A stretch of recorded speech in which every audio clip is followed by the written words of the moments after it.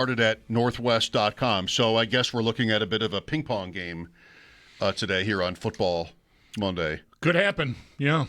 Should Back and happen, forth. probably. Yeah, I mean, the move. I mean, I entirely believed what we had late Friday and talked about late in our show Friday.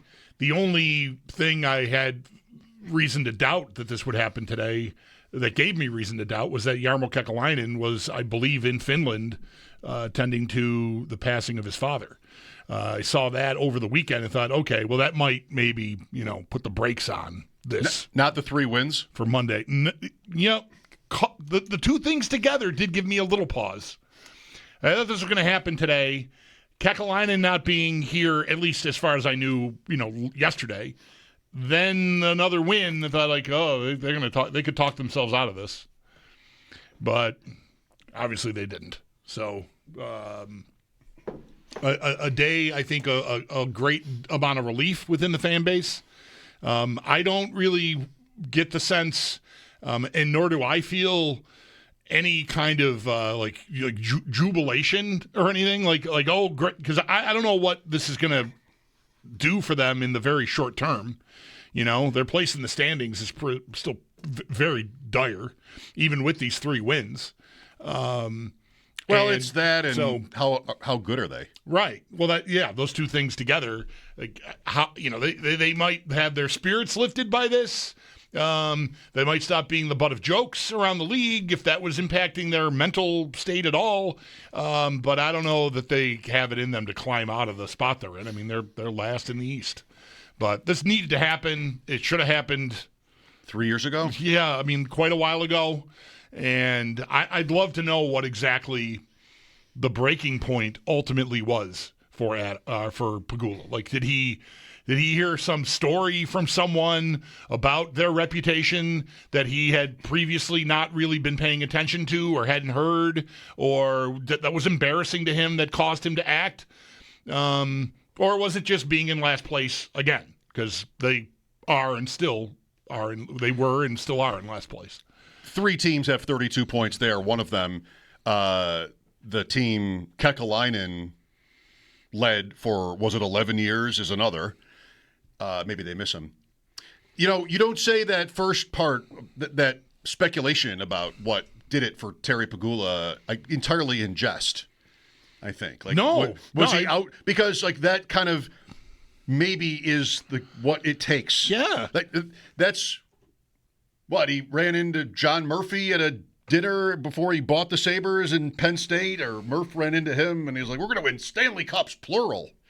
Just sort of or what was LaFontaine? I'm thinking of the LaFontaine story, which was he got seated with him at a dinner or something. You know what, and buddy? LaFontaine bent his ear about what he would maybe do, and Pegula liked it and just, okay, you know what? This sounds like a good idea. Let's do this. Maybe you should come work here.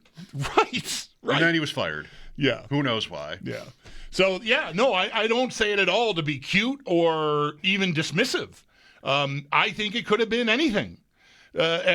Something not even, that large a thing, because they've been the same team they've been this year for 3 years. Well, there's going to be a press conference tomorrow morning. Will he be at it? The owner? Yes, hopefully, you think? I would think so. If he's not, who is? Right. Pete Gwelly. What did it? You think you'd get that question? Yes. What did it? I think you will get that question. I think you would get an answer that is largely a word salad that doesn't directly address the question, but I think you'll get the question asked. You go 5 years without making the playoffs, no one respects you. Any sort of, you wait 1 minute to fire your GM or coach after a span like that, and it's 1 minute too long. But he does, and then he brings in Kekäläinen as an assistant, which is that's ominous for Adams, but doesn't just replace Adams after a ridiculously long span of time without even a playoff game. So he wouldn't do it then. Now it's 30 games in, or whatever it was, when almost literally everybody online knew the Sabres were going to do this, except the people who cover the league nationally. Or they knew and they just didn't say anything? I think their commitment to that bid, if it was indeed a bid, I suspect it was, went hard. I mean, we just heard comments from Elliot Friedman. I watched the second intermission of Hockey Night in Canada Saturday, specifically to see that. It's normally they don't do the satellite hot stove anymore, but it's Ron McLean and Elliot Friedman and like, what's news? What's going on? And I think right at the end of it, he addressed it simply by saying there's a lot of noise. He mentioned Tim Graham and Matthew Fairburn from The Athletic, just as we had on Friday night. And so there's a lot of noise here. I don't have anything on it, was what he said. Like, I don't have anything on it, which I just... How? Right. That blows my mind. How you could have... but, for whatever reason, however that machine works, it's probably somewhat similar to the way we've talked about the NFL and Schefter and Rappaport and the big people there. Sure. So there's a favor for someone. I'm just not really sure who, because normally that's not the guy that's being shown the door. That's not really your concern, unless he's some heavyweight that is going to have another job as soon as he walks out the door of the one he's just been dismissed from. But that is not the case here. So I don't know what was going on there. Maybe they really didn't know, but I find that really suspect. Not that it matters now. I mean, the news has come, and it's the news that we were, I think, waiting for years. Years. All right, well, good. I guess in a way it's good timing because the Bills game was not important.